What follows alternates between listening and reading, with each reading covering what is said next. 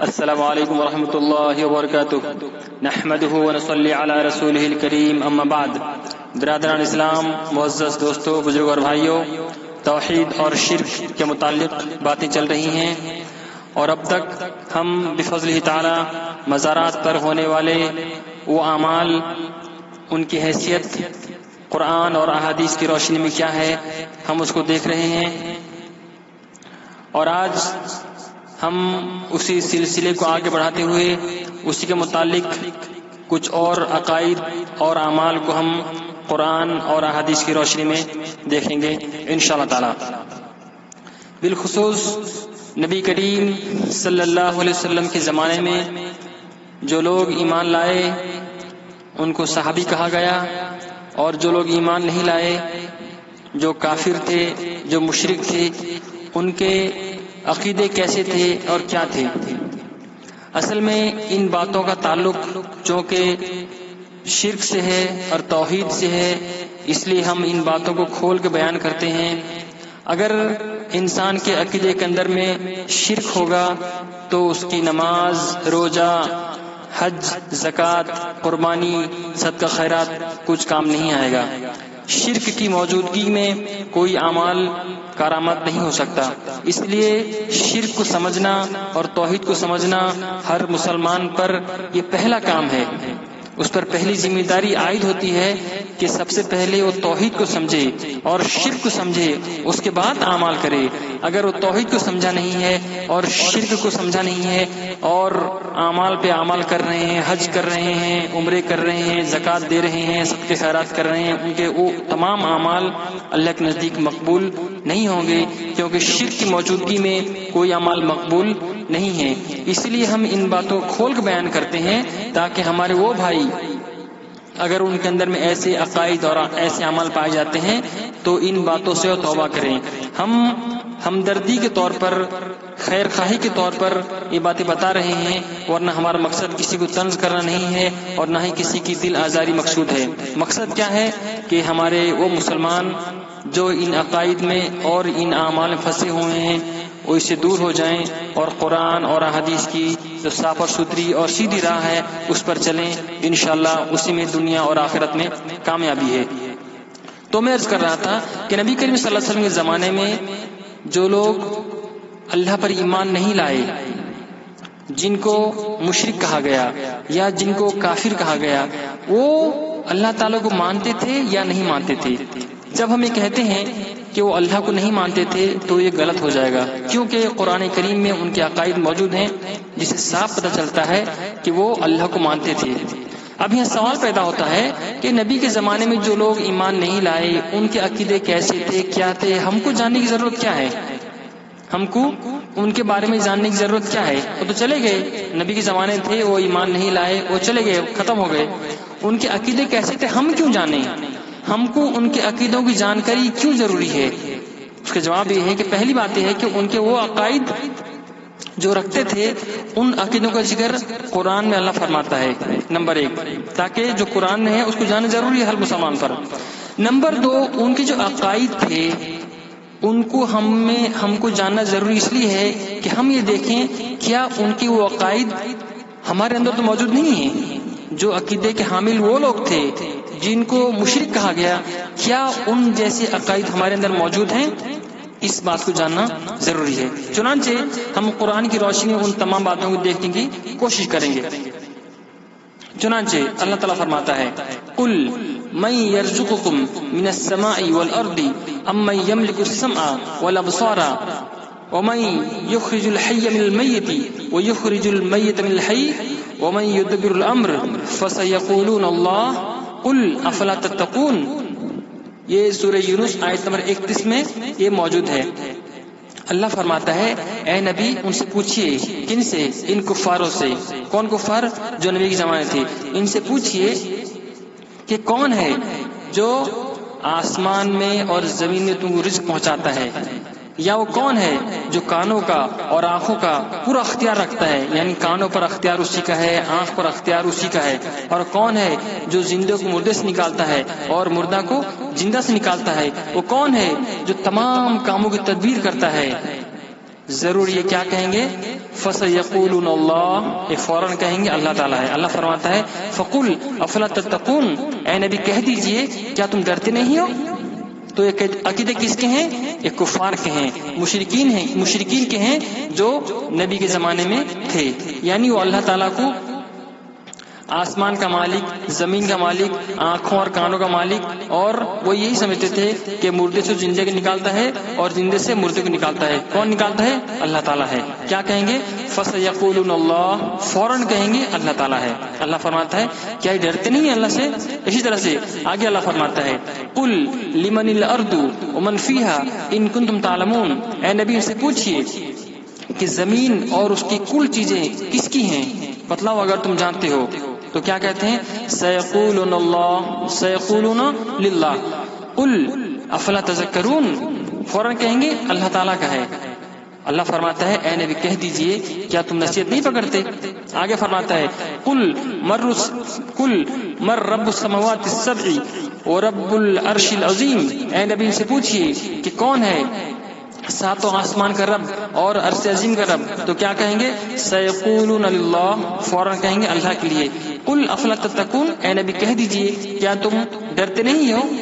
اسی طرح سے آگے اللہ فرماتا ہے قل من بیدہ ملکوت کل شیء وہو یجیر ولا یجار علیہ ان کنتم تعلمون، اے نبی ان سے پوچھئے کہ تمام چیزوں کا اختیار کس کے ہاتھ میں ہے، جو پناہ دیتا ہے اور جس کے مقابلے میں کوئی پناہ نہیں دیتا، کوئی پناہ نہیں دیا جاتا۔ اگر تم جانتے تو بتلاؤ۔ کیا کہیں گے؟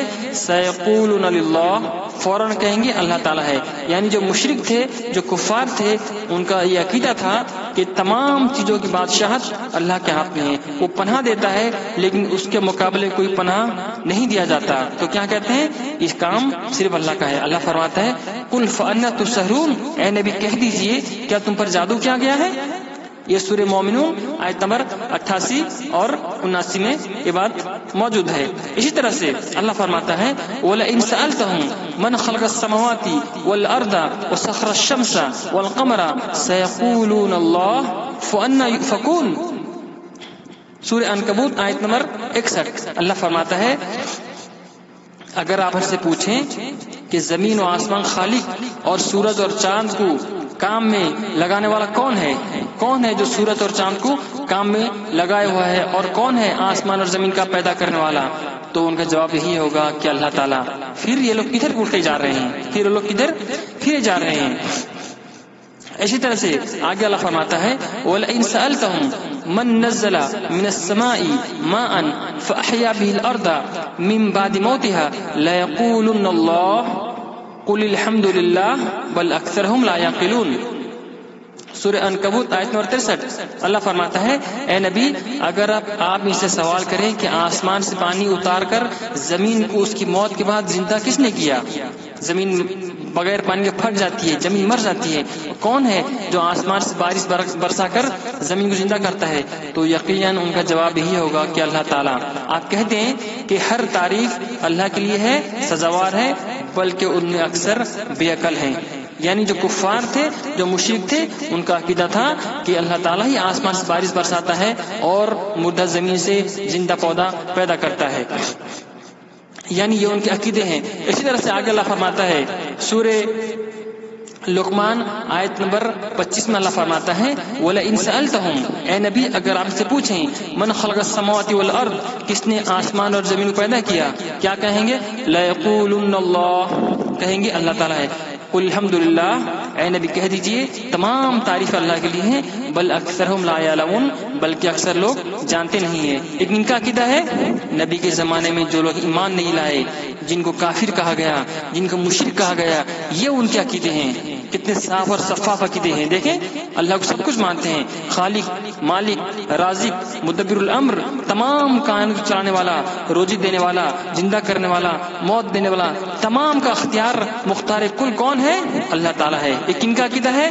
نبی کے زمانے میں جو کفار تھے، جو مشرکین تھے، یہ ان کے عقیدے اللہ تعالیٰ کھول کے بیان فرماتا ہے۔ آگے اللہ فرماتا ہے وَلَئِن سَأَلْتَهُمْ، اے نبی اگر آپ ان سے پوچھیں من خلق السماوات والارض، کس نے آسمان اور زمین پیدا کیا؟ لیقولن اللہ، یہ کہیں گے اللہ تعالیٰ ہے۔ قل افرأیتم ما تدعون من دون اللہ، اے نبی ان سے پوچھئے کہ ذرا تم بتاؤ کہ اللہ کے سوا جن کو تم پکارتے ہو، ان ارادنی اللہ بدر، اگر اللہ تعالیٰ کو تکلیف پہنچانا چاہے، هل ہن کاشفات ضرہ، کیا وہ لوگ اس تکلیف کو روک سکتے ہیں یا اس تکلیف کو دور کر سکتے ہیں؟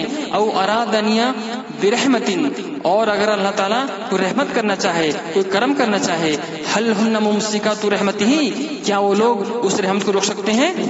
قل حسبی اللہ، اے نبی کہہ دیجئے اللہ کافی ہے، علیہ یتوکل المتوکلون، تو اسی پر بھروسہ کرنے والوں کو بھروسہ کرنا چاہیے۔ تو یہ تمام عقائد کن کے ہیں؟ کفار کے ہیں، مشرکین کے ہیں، جو نبی کے زمانے میں پائے جاتے تھے۔ اسی طرح سے ایک اور آیت دیکھتے ہیں، یہ ہے سورہ زخرف آیت نمبر 87 میں اللہ فرماتا ہے وَلَئِن سَأَلْتَهُمْ، اے نبی ان سے پوچھیں، من خلقہم، کس نے ان کو پیدا کیا؟ لیقولن اللہ، کیا کہیں گے؟ اللہ تعالیٰ ہے۔ اللہ فرماتا ہے فَأَنَّىٰ يُؤْفَكُونَ، تم کدھر پھر جاتے ہو جب سب کچھ تم اللہ کو خالق، مالک، رازق، مدبر الامر، کان کا مالک، آنکھ کا مالک، پیدا کرنے والا، مارنے والا، سب کچھ کرنے والا اللہ تعالیٰ ہے، تو پھر تم اللہ کو چھوڑ کے کدھر پھر جا رہے ہو؟ یہ تمام عقائد ہیں ان مشرکین کے جو نبی کے زمانے میں پائے جاتے تھے۔ تو ان تمام آیت سے ثابت ہوتا ہے، بات کھل کے آتی ہے کہ مشرکین مکہ صرف یہ نہیں کہ اللہ تعالیٰ کا اقرار کرتے تھے، بلکہ اسے آسمانوں کا، زمینوں کا خالق، مالک، سننے کا مالک، کان کا مالک، آنکھ کا مالک، مختار کل، سب کچھ مانتے تھے، سب کچھ مانتے تھے۔ تو پھر انہیں مشرک کیوں کہا گیا؟ وہ کافر کیوں کرا دیے گئے؟ وہ کافر کیوں کرا دیے گئے؟ جب ہم قرآن پڑھتے ہیں تو ہمیں صاف صاف معلوم ہوتا ہے کہ کچھ ہستیوں کے بارے میں، کچھ لوگ، کچھ آدمی، کچھ ہستیوں کے بارے میں یہ عقیدہ رکھتے تھے کہ ان کو اللہ تعالی کی طرف سے ما فوق الاسباب اختیار دیے گئے ہیں۔ ما فوق الاسباب یعنی اسباب سے پرے، اسباب سے اوپر۔ ما فوق الاسباب اس کو کہتے ہیں کہ میں کہہ رہا ہوں آپ کے پاس، آپ سن رہے ہیں، یہ فطری قوت ہے، یہ فطری قوت ہے۔ اور فطرت سے بالا تر قوت یہ ہے کہ میں اپنے گھر میں بیٹھ کے بات کروں اور آپ مجھ سے 2-3 کلومیٹر یا 10 کلومیٹر دور الگ جگہ میں ہوں اور میری بات کو سن رہے ہیں بنا فون کے، بنا وائرلیس کے، اس کو کہتے ہیں فطرت سے بالا تر قوت، فطرت سے بالا تر قوت۔ تو جو مشرکین مکہ تھے ان کا یہ عقیدہ تھا کہ اللہ تعالیٰ نے ان کو ما فوق الاسباب اختیار دیے ہوئے ہیں، یعنی بغیر وسائل اور بغیر ذرائع کے وہ سنتے ہیں اور مدد کرتے ہیں، وہ مشکل کشا ہیں، وہ حاجت روا ہیں، اور سمجھتے تھے کہ ہستیاں ہماری سفارش کر کے ہماری مرادیں پوری کرا دیتی ہیں، ہماری سفارش کر کے ہماری مرادیں پوری کرا دیتی ہیں اور ہمیں اللہ سے قریب کر دیتی ہیں۔ اور کون ہستیاں ہیں؟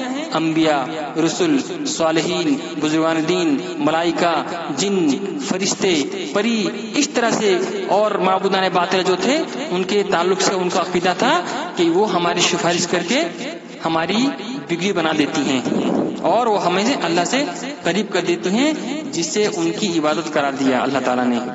ٹھیک ہے، مشکل کے وقت پکارنا یہ ان کی عبادت قرار دیا اللہ تعالیٰ نے۔ چنانچہ آئیے ہم ان کے ان عقائد کو دیکھ لیتے ہیں مختصر طور پر جن کو اللہ تعالیٰ نے ان کو مشرک کہا۔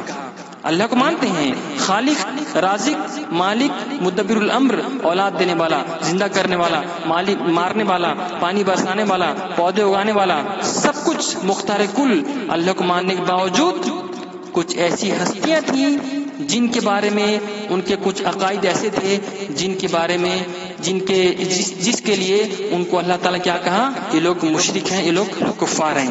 آئیے وہ عقیدے دیکھ لیتے ہیں۔ اب ہم غور کریں گے، آیا جن عقیدوں کی بنا پر ان کو اللہ تعالیٰ مشرک قرار دیا، کیا وہ عقائد ہمارے اندر موجود ہیں؟ کیا وہ خیالات، وہ نظریات ہمارے اندر موجود ہیں؟ ہم اس کو غور کرتے ہیں۔ چنانچہ اللہ تعالیٰ فرماتا ہے سورہ یونس آیت نمبر 18 میں اللہ فرماتا ہے وَيَعْبُدُونَ مِن دُونِ اللَّهِ مَا لَا يَضُرُّهُمْ وَلَا يَنْفَعُهُمْ، یہ اللہ کے سوا ایسوں کی عبادت کرتے ہیں جو نہ ان کو نقصان پہنچا سکتے ہیں اور نہ نفع پہنچا سکتے ہیں۔ وَيَقُولُونَ، اور کیا کہتے ہیں؟ هَؤُلَاءِ شُفَعَاؤُنَا عِندَ اللَّهِ، یہ ہمارے سفارشی ہیں اللہ کے نزدیک. دیکھیں اللہ کے علاوہ ایسوں کی عبادت کرتے ہیں. وَيَعْبُدُونَ مِن دُونِ اللَّهِ اللہ کے علاوہ ایسے کو پکارتے ہیں. اللہ کے علاوہ ایسے لوگوں کے لیے نظر نیاز نکالتے ہیں. اللہ کے علاوہ ایسے لوگوں پر بھروسہ کرتے ہیں ما لا يضرهم ولا ينفعهم جو نہ ان کو نقصان پہنچا سکتے ہیں اور نہ نفع پہنچا سکتے ہیں. پھر عبادت کیوں کرنی ہے ان کی؟ آگے بتایا گیا کہتے ہیں وَيَقُولُونَ هَؤُلَاءِ شُفَعَاؤُنَا عِندَ اللَّهِ یہ ہمارے سفارشی ہیں. کون ہیں؟ سفارشی ہیں.